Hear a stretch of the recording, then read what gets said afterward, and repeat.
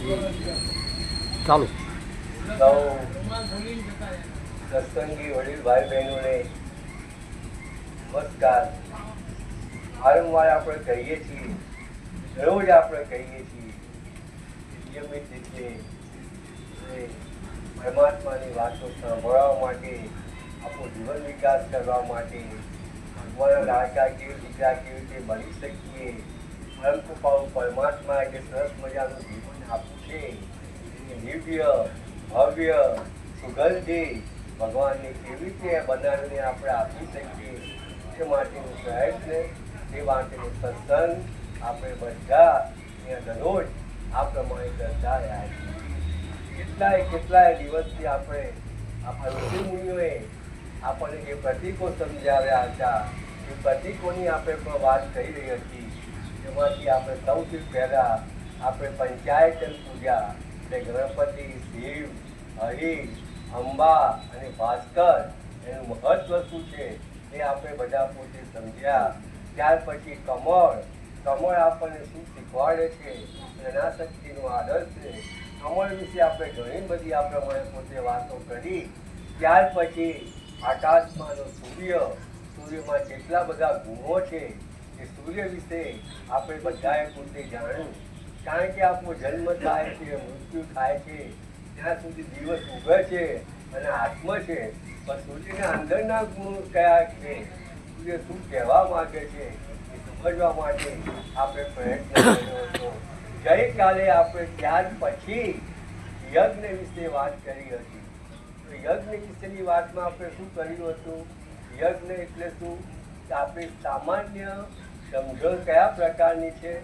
મોટો હવન કુંડ તૈયાર કર્યો હોય, બ્રાહ્મણો આભૂષણ પહેરીને બેઠા હોય અને સ્વાહા બોલતા હોય, ઘી, તલ, જવ એની પોતે આહુતિ આપતા હોય, એટલે આપણે એને શું કહીએ છીએ?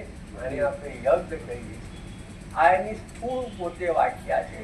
એટલે આજની પેઢી શું કહે છે કે આ સમય અને શક્તિનો જે બગાડ પોતે થાય છે એવું પોતે માને છે. પછી આપણે એ પ્રમાણે પોતે વાત કરી હતી કે યજ્ઞની લાંબી વાત ખબર ના પડે તો કશો વાંધો નહીં. ભગવાને આપણને જે શક્તિ આપી છે, શક્તિ પ્રભુના ચરણે ધરી દેવું એનું નામ યજ્ઞ. દરેકને અલગ અલગ પ્રકારની એફિશિયન્સી અને શક્તિ ભગવાને આપી છે, તો એ શક્તિ પ્રભુના ચરણે સમર્પિત કરવી તેનું નામ યજ્ઞ. એટલા માટે મોટો મંડપ બાંધવાની કોઈ જરૂર નથી. ત્યાર પછી આપણે વાત કરી હતી કે યજ્ઞ શબ્દની અંદર 3 પ્રકારની વાતો આ પ્રમાણે પોતે આવે છે. તો સૌથી પહેલા આપણે વાત કરી હતી સંગતિકરણ, પછી મૈત્રીકરણ અને દેવ પૂજા. આ 3 વાતો યજ્ઞની અંદર આ પ્રમાણે પોતે આવતી હોય છે. ગઈકાલે આપણે અહીંયા સુધી આવ્યા હતા. આપણી જે સામાન્ય જે ક્રિયાઓ છે એ સામાન્ય ક્રિયાઓ, જમવું, સૂવું, ઉઠવું, જાગવું, એ બધું પણ યજ્ઞ આ પ્રમાણે બની જાય છે. આટલી સિમ્પલ વ્યાખ્યા આપણા ઋષિમુનિઓએ આપણને આ રીતે પોતે સમજાવી છે. હવે આપણે જે હોમ હવન કહીએ છીએ ને, એ હોમ હવન એ શું છે? અગ્નિ પૂજાનું પ્રતીક છે. હોમ હવન જે આપણે કહીએ છીએ એ અગ્નિ પૂજાનું પ્રતીક છે. ભારતીય સંસ્કૃતિના જે કંઈ સંસ્કારો કહેવામાં આવ્યા છે એ તમામ અગ્નિની સાક્ષીએ પોતે કરવામાં આવે છે. તમામ પ્રકારના સંસ્કારો અગ્નિ સાક્ષીએ પોતે કરવામાં આવે છે. તો અગ્નિમાં કયા પ્રકારના ગુણ છે? અગ્નિ કેવો છે? તેજસ્વી છે.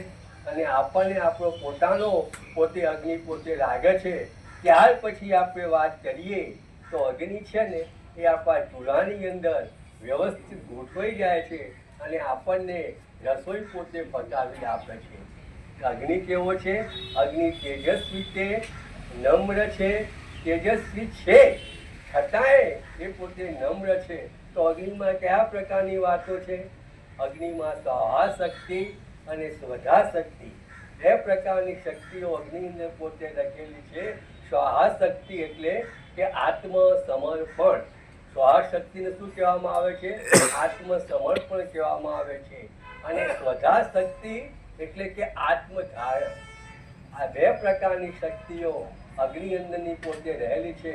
તો જે માણસ પોતે યજ્ઞ કરાવતો હોય અને પોતે આ બે શક્તિઓ છે ને એ શક્તિ કેળવવા માટે પ્રયત્ન પોતે કરવો જોઈએ. અગ્નિ તેજસ્વી તો છે, પણ સાથે સાથે કોઈને ખસેડવાનો પ્રયત્ન કરે ને તો એટલો દાહક પણ પોતે બની જાય છે. આ વિશ્વ કોનું છે? આ વિશ્વ વિશ્વભરનું છે. આ પરમાત્માનું પોતે વિશ્વ છે. તો એને સુંદર, સ્વચ્છ અને પવિત્ર રાખવા માટે આપણા ઋષિમુનિઓએ અથાગ પરિશ્રમ પોતે કર્યો છે. એ લોકોની માન્યતા શું હતી કે ભગવાને આટલી સુંદર મજાની સૃષ્ટિ બનાવી છે તો એને કેવી રાખવું? હું પવિત્ર પોતે રાખું. એટલા માટે જે કંઈ કર્મયોગ કરવો પડે એ કર્મ હું પોતે કરીશ. જેવી રીતે પતિવ્રતા સ્ત્રી હોય છે એ પતિના ઘરને સુંદર ને સ્વચ્છ રાખવા માટે પ્રયત્ન કરે છે, એક્ઝેક્ટલી તે જ રીતે આ ઋષિમુનિઓ પણ આ વિશ્વભર ભગવાને બનાવી જે સૃષ્ટિ છે એને પવિત્ર રાખવા માટે પોતે પ્રયત્ન પોતે કરતા હોય છે. એટલે અગ્નિ માટે આપણા જે મહાન કવિ હતા, કવિ કાલિદાસે શાંકુતલમાં પણ સરસ મજાનું પોતે વાત કરી છે. આપણા ઋષિમુનિઓ હતા એ ઋષિમુનિઓ અગ્નિદેવને શું કયા પ્રકારની પ્રાર્થના કરતા હતા? મુનિઓ હતા એ અગ્નિદેવને પ્રાર્થના કરતા હતા કે તારા તેજથી અમને તેજસ્વી થવા દે, તારા તેજથી અમને તેજસ્વી થવા દે. તારી જેમ તારા વિજયી તેજથી અમે જગતની અંદર વિજયી બને. જેવી રીતે તું બધો કચરો બાળી નાખે છે તે જ રીતે એ અગ્નિ તું અમારા બધા જે કચરો એટલે કે પાપ હજી નાખનારો થા. આવા ઋષિ મુનિઓ અગ્નિદેવને પોતે પ્રાર્થના કરતા હતા. ઋષિ મુનિઓની પોતે માંગ હતી. ત્યાર પછીની જે વાત આવે છે એ વાત કયા પ્રમાણે આવે છે? કોઈ પણ કાર્ય હોય, કોઈ પણ સદકાર્ય હોય એ ઈશ્વર પ્રીત્યર્થે કરવામાં આવે. કોના માટે? ઈશ્વર પ્રીત્યર્થે કરવામાં આવે. સાથે સાથે હૃદયપૂર્વક પણ કરવામાં આવે ને તો એ યજ્ઞ બની જાય છે. એટલા માટે ભગવાનનું અસ્તિત્વ માણસે પોતે સ્વીકારવું પડશે. અને એ યક્ષ આપણે પોતે વાત કરીએ કે એનો જે ભગવાન શિવજીએ યજ્ઞનો ધ્વંસ પોતે કર્યો હતો. કેમ? કારણ કે એને ઈશ્વરની એમાં હાજરી પોતે હતી નહીં. ઇન શોર્ટ, ઈશ્વરનું અસ્તિત્વ માણસે સ્વીકારવું પડશે તો એના સત્કાર્યને કોઈ કિંમત પોતે રહેશે, નહીં તો રહેશે નહીં. હવે મુખ્ય વાત કરીએ. આપણે જે યજ્ઞ કરીએ છીએ ને, યજ્ઞ કરવાથી કેટલા પ્રકારના ફાયદા થાય છે? સૌથી પહેલા માણસનો જે અહમ છે ને એ અહમ નાશ પામે છે. કેવી રીતે? યજ્ઞમાં ઘણા બધા માણસો ભેગા પોતે થતા હોય છે. એટલે એમાં કયા પ્રકારની ભાવના આવે છે?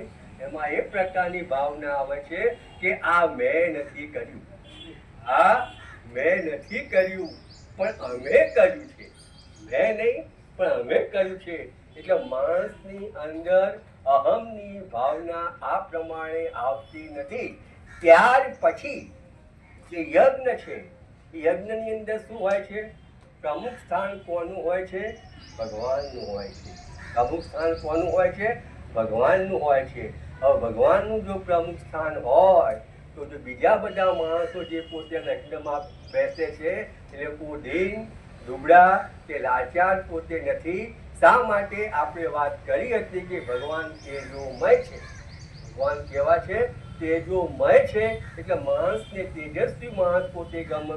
ભગવાનને તેજસ્વી માણસ ગમે છે. ગીતામાં પણ આ વાતનું સમર્થન આપે છે કે મમે વાંસે જીવલો કે જીવ ભૂત સનાતન. આપણે વાત પોતે કરીએ કે આવા દીન, દુબળા અને લાચાર માણસો પોતે રહેતા પોતે નથી. અને જગત સમાજને દિવ્ય, ભવ્ય અને આ બનાવવા માટે લોકો પ્રયત્ન પોતે કરતા હોય છે. તો યજ્ઞની અંદર પ્રમુખ સ્થાન આ પ્રમાણે ભગવાનનું હોય છે. ત્યાર પછી યજ્ઞની આપણે વાત કરીએ તો હેતુ કેવો હોવો જોઈએ? એનો હેતુ વૈદિક હોવો જોઈએ. વૈદિક એટલે કે જે અનાર્ય લોકો છે, અસંસ્કૃત લોકો છે, જંગલી લોકો છે, એ લોકોને મનુષ્ય જન્મ એટલે શું, સૂર્ય એટલે શું, ચાંદો એટલે શું, દિવસ એટલે શું, રાત એટલે શું, આ બધી કોઈ વાતની લોકોને ખબર નથી પડતી. તો એવી જગ્યાએ જઈને આપણા ઋષિ મુનિએ પોતે યજ્ઞ કરતા હતા, અનાર્ય લોકોની અંદર, અસંસ્કૃત લોકોની અંદર અને જંગલી લોકોમાં પોતે યજ્ઞ પોતે કરતા હતા. અને એ લોકોને સાચા જીવનનું યોગ્ય માર્ગદર્શન આ પ્રમાણે ઋષિ મુનિઓ પોતે આ પ્રમાણે પોતે આપતા હતા. એટલે કહેવાનું તાત્પર્ય શું છે, યજ્ઞ છે ને એ મોટા શહેરોની અંદર સમિયાનો બાંધીને કરવાનું કોઈ વસ્તુ નથી. એટલા જ માટે જે વિશ્વામિત્ર હતા એ વિશ્વામિત્ર ધારક તો પોતે અયોધ્યામાં યજ્ઞ કરી શકત, પણ એમણે એવું ના કર્યું. શા માટે ના કર્યું?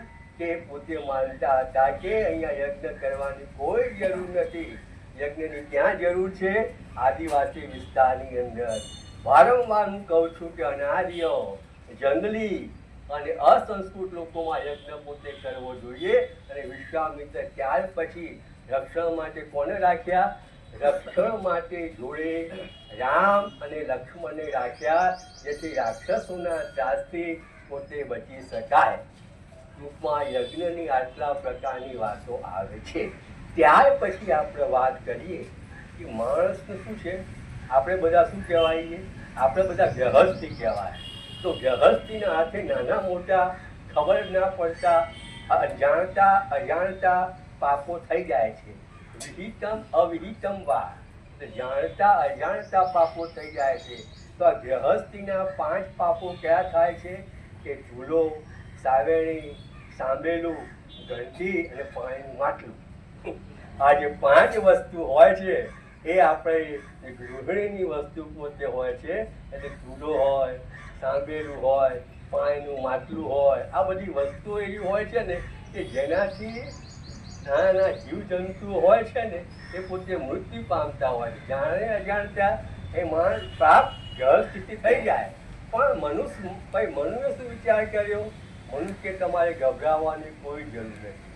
આનો પણ કે પાપ પ્રક્ષાલનનો પણ રસ્તો તો છે. માણસ આ પાપમાંથી છૂટી શકે તો કેવી રીતે એનું પોતે પોતે રસ્તો રાખો? તો એટલા માટે મનુએ 5 પ્રકારના યજ્ઞો આપણને સમજાવ્યા કે આ પ્રમાણે 5 પ્રકારના કે યજ્ઞો કરવા જોઈએ. તો સૌથી પહેલા આવે છે અધ્યયન. અધ્યયન કહેવાય, અધ્યાપન કહેવાય, ઋષિ યજ્ઞ કહેવાય, જ્ઞાન યજ્ઞ કહેવાય. આટલા બધા નામો છે. એટલે માણસે પોતે અધ્યયન કરવું જોઈએ અને અધ્યાપન પોતે કરવું જોઈએ. એ મુખ્ય વસ્તુ શું છે? આપણા જે ઋષિ મુનિઓ હતા એ ઋષિ મુનિઓએ આપણને કેટલા બધા સરસ મજાના વિચારો આપ્યા છે. તો આ ઋષિ મુનિઓ જે કંઈ વિચારો આપ્યા છે એનું ચિંતન, મનન અને અભ્યાસ કરીને આપણી જે બુદ્ધિ છે એ બુદ્ધિને પવિત્ર બનાવવા માટે પ્રયત્ન કરવો જોઈએ. ઋષિ મુનિઓએ જે વિચારો આપણને આપેલા છે એનું ચિંતન, મનન અને અભ્યાસ કરવો જોઈએ. તો સાચા અર્થની અંદર એ અધ્યયન એટલે કે જ્ઞાન યજ્ઞ છે ને એ જ્ઞાન યજ્ઞ પોતે થયો કહેવાય. તો સૌથી પહેલા એક જ સેન્ટેન્સમાં આપણે સમજી લેવું જોઈએ કે આપણે ઋષિ મુનિઓના જે પુસ્તકો છે, રામાયણ, મહાભારત, ગીતા, એ બધાનું પોતે વાંચન કરીને આપણી બુદ્ધિ ઠેકાણે રાખવી પડે. બહુ સરસ વાત ગીતામાં ભગવાન કરે છે. બીજા અધ્યાયની અંદર ભગવાન અર્જુનને શું કહે છે? તું ભક્તિની ગમે એટલી ટોચ ઉપર પહોંચી ગયો હોઈશ ને, તને પોતાને એવું રિયલાઇઝ થાય, તને એવું લાગે કે મારે ભક્તિની જરૂર નથી, તો તારી ભ્રામક માન્યતા છે. તારે ભક્તિ ચાલુ રાખવી પડશે. બહેનો બહારગામ જાય, ઘર અપ ટુ ડેટ બંધ કરે, બારી બાણા બંધ હોય, 10-15 પાછી આવે તો એ શું થાય છે? પહેલા કચરો વાળે છે. બારી બાણા તો બંધ રાખ્યા હતા. તો આ બધું કરવાની પોતે શું જોવું છે? પણ કચરો છે ને એ ક્યાંકથી આ પ્રમાણે પોતે આવી જતો હોય છે. તો એ જ રીતે આપણે સત્સંગ બંધ રાખીએ ને, થોડો ટાઈમ બંધ રાખીએ તો ઓટોમેટિક કચરો આવી જાય. કારણ કે ભૌતિક આકર્ષણ એટલું બધું છે ને, ભગવાનની માયા કરવી બહુ મુશ્કેલ પોતે છે ટૂંકમાં આ બધું ના આવે એટલા માટે સત્સંગ, પરમાત્માનું નામ અને ચિંતન પોતે કરવું જોઈએ તો આપણું પ્રોટેક્ટ એટલે કે રક્ષણ પોતે થશે.